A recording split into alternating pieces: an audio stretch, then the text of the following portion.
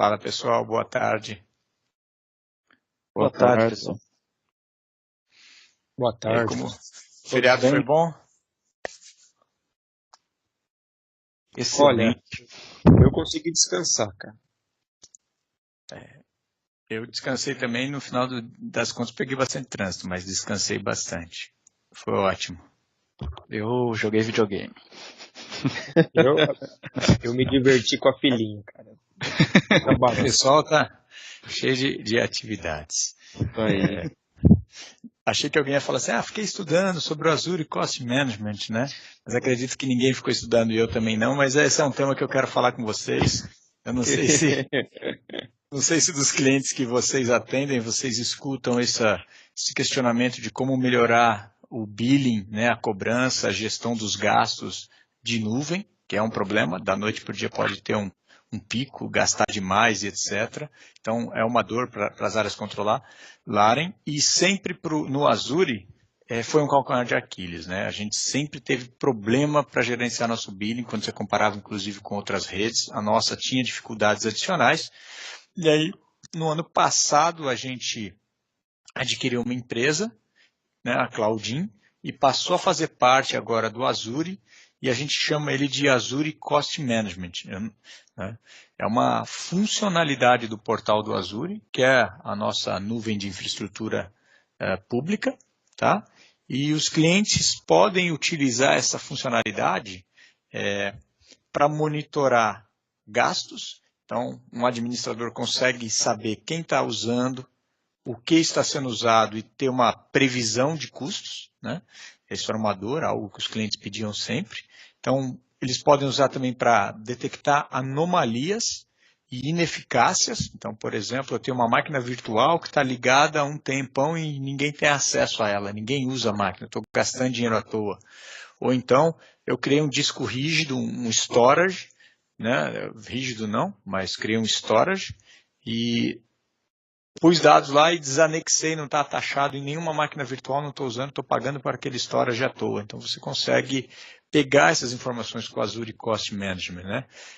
Você depois consegue, esses são os básicos, mas depois você consegue, por exemplo, se os seus projetos, eu não sei como os clientes de vocês organizam os recursos, mas no Azure é possível você definir que um recurso está associado a um determinado departamento, ou determinada função. Por exemplo, eu criei essas máquinas virtuais, esse banco de dados, e eles são do departamento jurídico. Você pode associar esses tags e com isso você pode fazer chargeback, ter relatórios, né, de cobrança, saber o que está sendo usado em cada uma das coisas, né, e você consegue saber que funcionários que estão utilizando determinados recursos, você gerencia, digamos assim, as assinaturas, tá?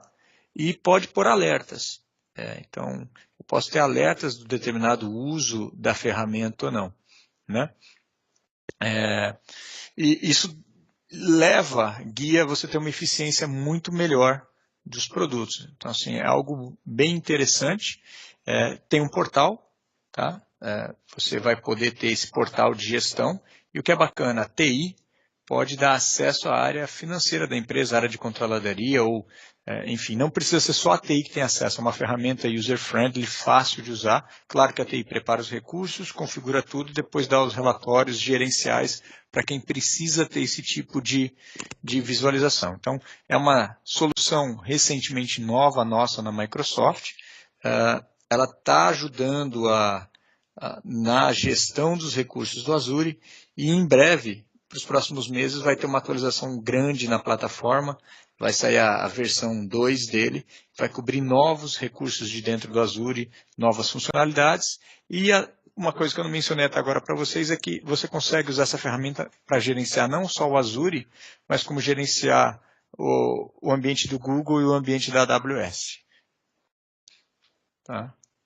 Era isso que eu queria comentar hoje no nosso bate-papo, essa solução do Azure Cost Management. Depois, no nosso final do vídeo, a gente coloca os links para acesso a ele. Poxa, então um cliente que tem a sua nuvem híbrida aí, em diferentes AWS, Google e tal, com uma ferramenta só, ele consegue gerenciar o custo total de nuvem dele, é isso? É isso, consegue ter os relatórios, então ele pode ver, eu tenho uma máquina virtual que está rodando no Azure, quanto ela me custa, e ela está rodando na AWS, você pode fazer essa gestão, tá? Você não vai gerir os recursos, você não vai startar a máquina virtual, parar da AWS ali, mas você consegue ter os dashboards, né, toda a parte do custo numa plataforma única. Legal isso, Coimbra. Show de bola. É grátis? Como que funciona a ferramenta? Ela é gratuita? Tem algum custo adicional?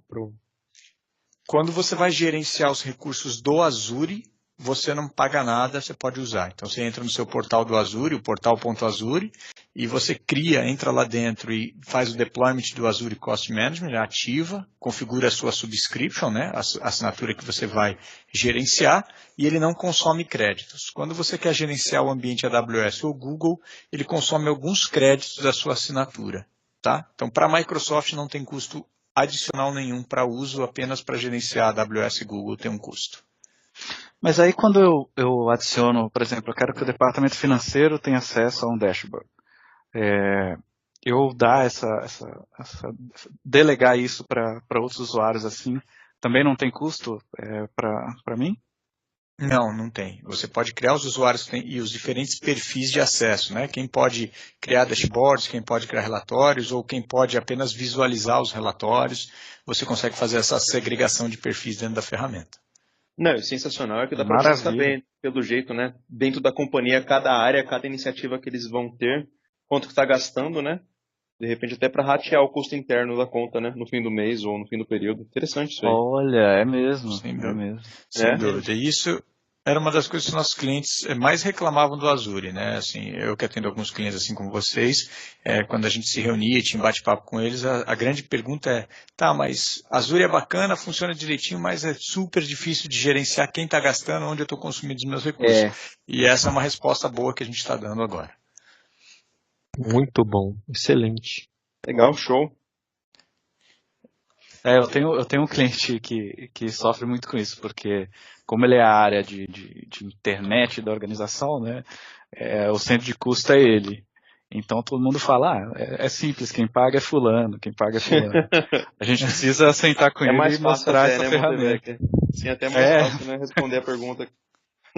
Compartilha com ele esse vídeo. Farei isso, com certeza. Farei um cliente muito feliz, viu? Com essa novidade aí. E você, o que você tem de novidade, André, para compartilhar? Então, é recorrente aí nos clientes que eu tenho trabalhado e que estão adotando aí o Teams, uma questão que envolve tanto a área de licenciamento quanto a área técnica e tal, e assim, é batata nesses clientes, eles terem muita dúvida em relação ao Teams, em relação à governança de Teams. E tem uma questão que eu sei que assim, a proposta do Teams é que, empoderar mais os usuários, né, tornar as equipes mais produtivas, etc. Mas eu tenho muitos clientes que eles precisam ter uma governança maior em relação ao Teams. Hoje, por padrão no Teams, quando você habilita a licença do Teams para os seus usuários, todos os usuários eles têm a permissão para criar novos times na organização. Né? Então, isso é muito bom, mas para alguns clientes isso pode ser, por uma questão de governança e de licenciamento e regras internas, isso pode ser um problema aí. Você está querendo dizer que qualquer um poderia criar qualquer time de qualquer tema no ambiente à vontade e alguém perderia o controle. Se tem uma área centralizada de comunicação institucional, algo assim, ela não conseguiria controlar. É isso que você está mencionando. Exatamente, porque esse é o padrão. Todos os usuários do Tenant podem criar. Mas tem uma forma da gente restringir isso e gerar um grupo de segurança e atribuir a permissão de criação de novos times somente para esse grupo de segurança, que é o que a gente tem explicado e feito aí, provas de conceito nos clientes, para tirar um pouco desse receio que muitos clientes têm em relação a liberar a possibilidade de criar teams para toda a organização. Esse procedimento hoje, ele é feito via PowerShell, então tem uma série de comandos que eu vou deixar com vocês aí os links, né, explicando, mas é basicamente você criar um grupo de segurança com um comando script. Com um segundo comando você retira a permissão de criação de teams e atribui a permissão de criação de novos teams somente para esse grupo de segurança. Então você consegue, por exemplo, elaborar para a organização um processo de governança no qual sempre que alguém precisar de um novo Microsoft Teams, ele seguir um fluxo, né, solicitar, ter fluxo de aprovação e etc. E aí centralizar e controlar melhor aí a criação de novos Microsoft Teams. E tem um detalhe que é bem importante e que também é uma dúvida recorrente, é que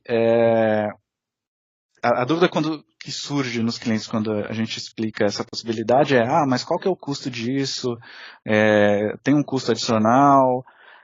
Tem um ponto importante de licenciamento que é o seguinte: o grupo afetado, né, ou seja, o grupo que você criar, que vai ter permissão de criar novos teams, todos os usuários que são desse grupo e que, portanto, vão criar novos Microsoft Teams, eles precisam ter a licença AD Premium. Tá?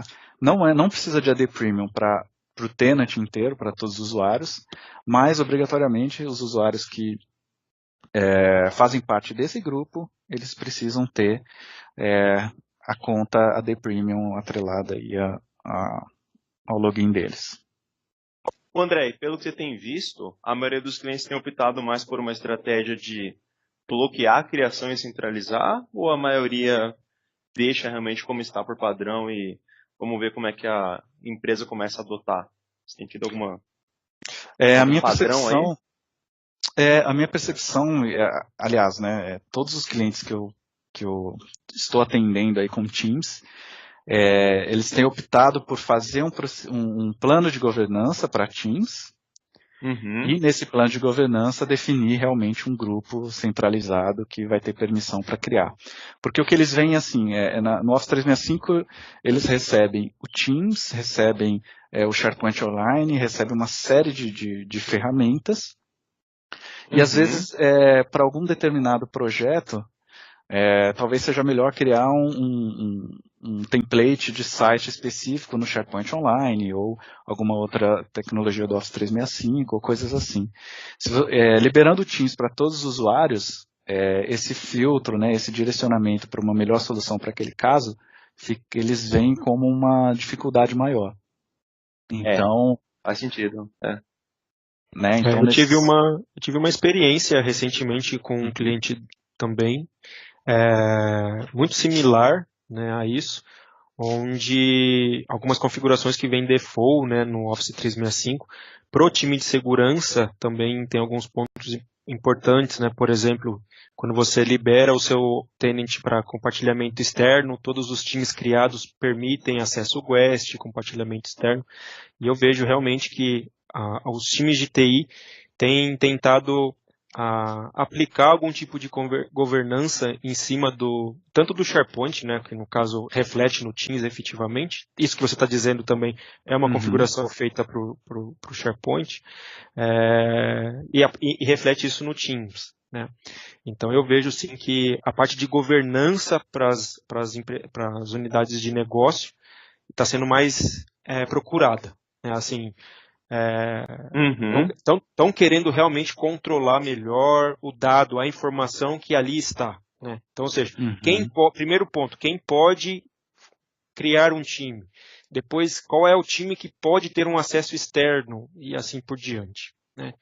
E realmente isso aí exige um nível de governança ser aplicado, né? Criar um processo, como você mesmo bem colocou, você pode criar um processo interno para liberar.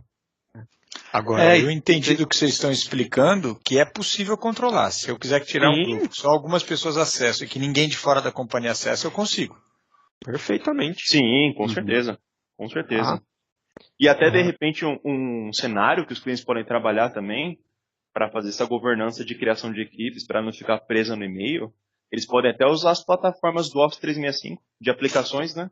A parte de Power Apps, Flow para estruturar até um procedimento, né, de solicitação, aprovação. Exato. Né? Fica bem legal essa solução.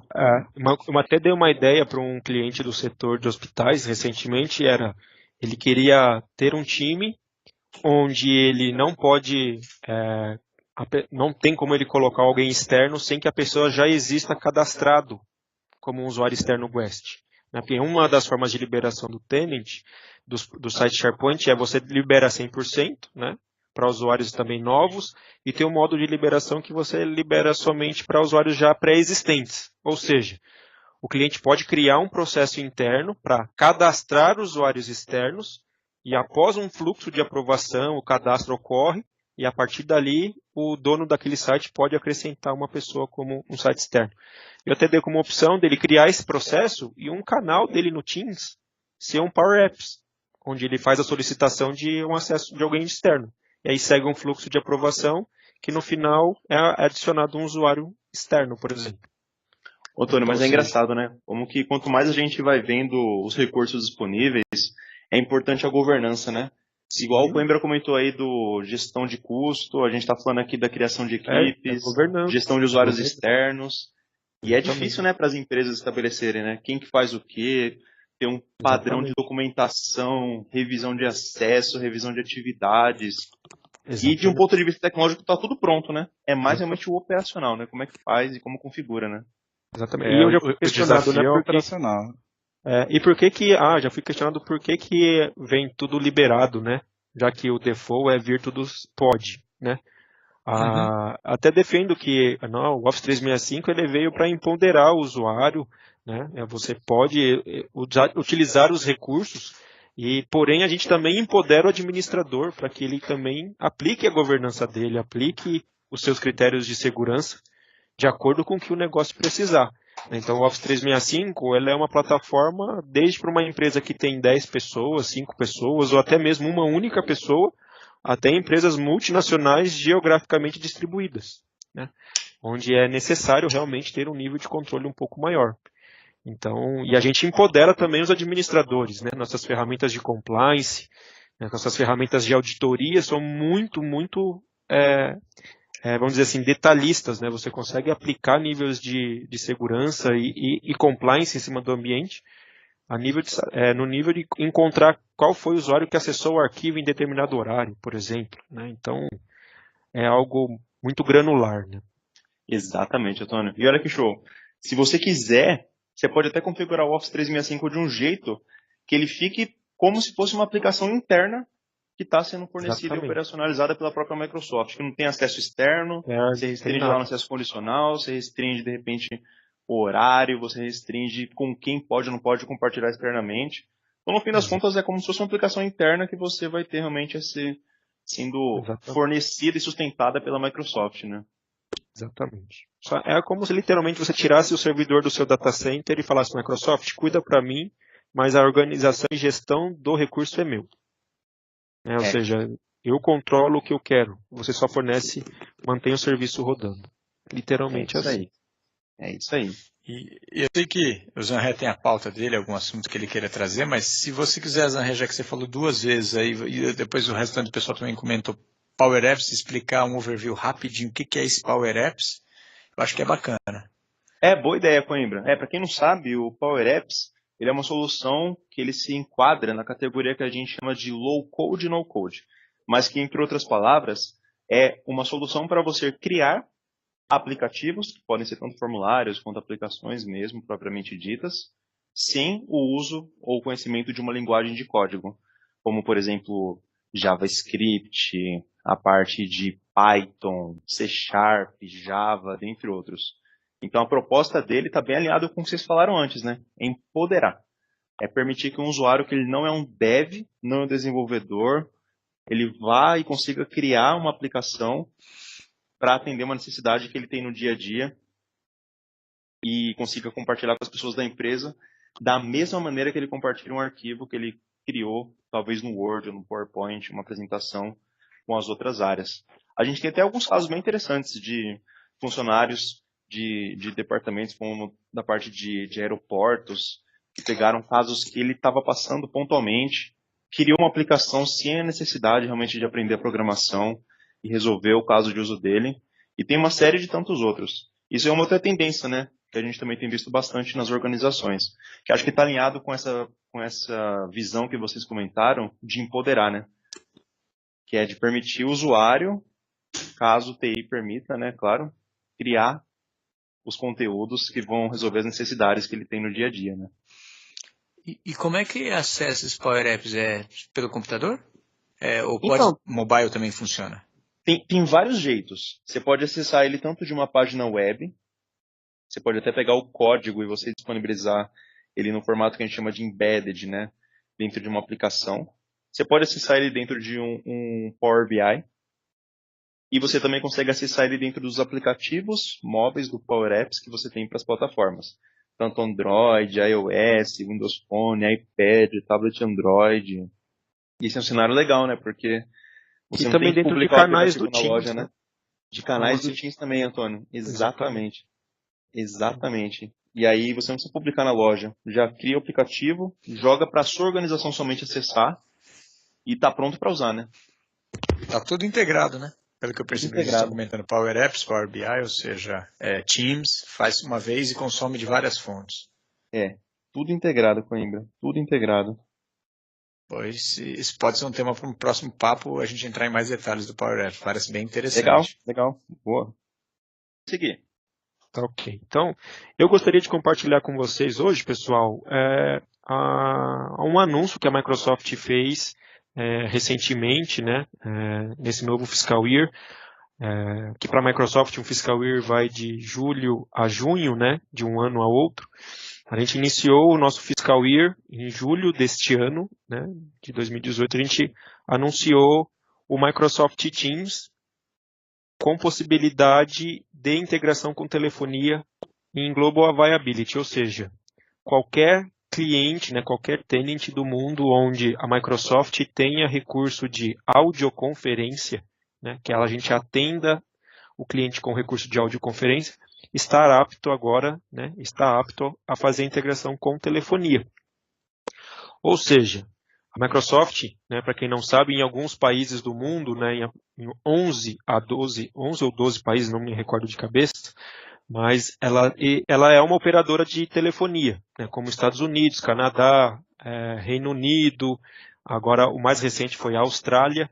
A Microsoft, nesses países, ela é a operadora de telefonia, ou seja, o cliente pode entrar em contato com a Microsoft, ele contrata os serviços de Office 365 e recebe da Microsoft um plano de numeração, né? Como você recebe aqui no Brasil da Vivo, né, para as empresas, pela Embratel, a GVT, lá nos Estados Unidos, nesses outros países, a Microsoft fornece esse serviço.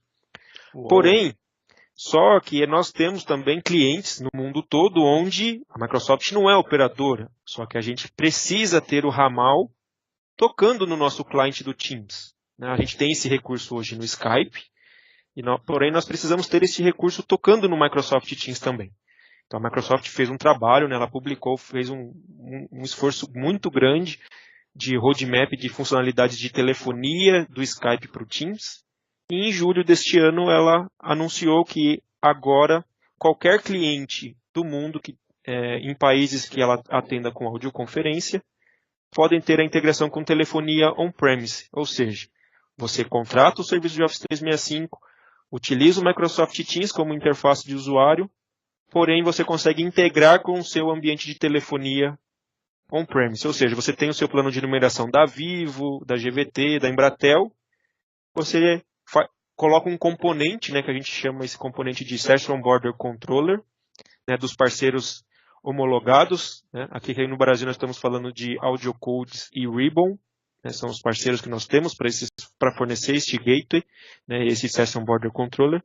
Você acrescenta este recurso no seu ambiente de telefonia e você passa a integrar com o seu Microsoft Teams em nuvem. Ou seja, você pode estar em qualquer lugar do mundo, qualquer local, seja no mobile, no desktop, num client web ou num client desktop também. Você tem esse recurso de fazer e receber ligações telefônicas através do Microsoft Teams. E aí muitas pessoas me perguntam assim, pô, Antônio, mas é só um ramal, isso é uma coisa simples. Porém, quando a gente faz essa integração, pessoal, assim, com o mundo de telefonia, Nós estamos abrindo um mundo atrás de telefonia. Então eu estou falando que eu consigo, por exemplo, com esse Session Border Controller, se você tem soluções de call center, se você tem soluções de atendimento ao cliente, a gente consegue agora trazer talvez funcionalidades desse seu mundo de telefonia para dentro do mundo do Microsoft Teams também. Então não é simplesmente fazer e receber ligações como um ramal, né? Uma das coisas é ter o seu ramal totalmente móvel. Porém, estou abrindo, né, a Microsoft abre um leque de possibilidade de integração enorme com os mundos de telefonia, com soluções de URA, com soluções de call center, com soluções de gravação, com soluções, N soluções que a gente tem aí no mundo de telefonia. Tá? Então, esse é um anúncio muito importante para quem tem hoje o Skype for Business integrado, né, ao mundo de telefonia e tem aquela dúvida: será que eu já consigo ir para o Teams? Eu uso hoje meu Skype integrado com o mundo de telefonia, mas será que o Teams já é possível fazer isso já no Teams? E desde julho de 2018 a gente já possibilita vocês a fazer essa integração utilizando, né, um Session Border Controller dos nossos parceiros. Bom, era isso que eu gostaria de compartilhar. Fantástico. O Teams realmente é um hub do mundo todo, né? Assim, um hub de N funcionalidades, né? Exato. Aqui eu toquei no pedacinho, né? Era possível fazer do Skype, não era? É uma evolução, isso agora está no Teams também, né? Exatamente, é uma evolução. Então acho que uma coisa que a gente tem que deixar claro aqui também para o cliente, né, para os nossos ouvintes aqui do nosso canal, a Microsoft ela tem um roadmap público, onde ela anunciou que para o Office 365, a nossa plataforma de colaboração e comunicação em real time será o Microsoft Teams. A partir do momento que a gente fez esse anúncio, o que significa? Né? Que os nossos clientes que hoje já usam o Skype for Business Online, em um determinado momento a Microsoft vai falar para ele: olha, a partir de uma determinada data você vai precisar passar a utilizar o Microsoft Teams. Então, quando a gente fizer esse anúncio de que, olha, a partir de determinada data você vai precisar usar o Microsoft Teams, a gente tem que tornar viável que o cliente utilize todos os recursos que ele tinha no Skype no Microsoft Teams. Então, aqui a gente está falando de telefonia, a gente está falando de soluções de instant messages de presença, a gente está falando de bots, a gente está falando de soluções de videoconferência. Quando eu falo solução de videoconferência, eu estou falando desde salas de videoconferência, como soluções de integração mesmo. Eu tenho uma sala de terceiro, por exemplo, vou citar um exemplo de integração com uma solução Cisco, né? O Cisco Thunderbird, ou a própria soluções mais novas da Cisco. E eu quero ter essa sala Cisco dentro do Microsoft Teams, participando de uma reunião do Teams. E a gente tem soluções dos nossos parceiros para trazer essa interoperabilidade. Então, quando a gente fala que vai migrar, tornar o Teams a nossa plataforma de comunicação, nós estamos dizendo que todas as funções que tinha lá no Skype, a Microsoft tem um roadmap público de trazer esses recursos para dentro do Teams. E em 30 de junho, que foi a data que a gente oficializou esse roadmap, a Microsoft anunciou uma quantidade enorme de features novas no Microsoft Teams sobre esse roadmap, né, de vinda do Skype para o Teams. Vou acrescentar também no final do nosso vídeo, vou deixar o link para que vocês tenham acesso ao roadmap público. E é um link que ele é um aka.ms, onde esse link ele é vivo. Então, vocês guardando esse link, toda vez que vocês quiserem pegar o roadmap mais atual, basta acessar esse link. Então, se você acessar ele hoje, por exemplo, nós estamos gravando esse vídeo hoje no dia 10/9, você teria acesso ao roadmap que foi publicado no dia 24 de julho, por exemplo. Tá? Legal.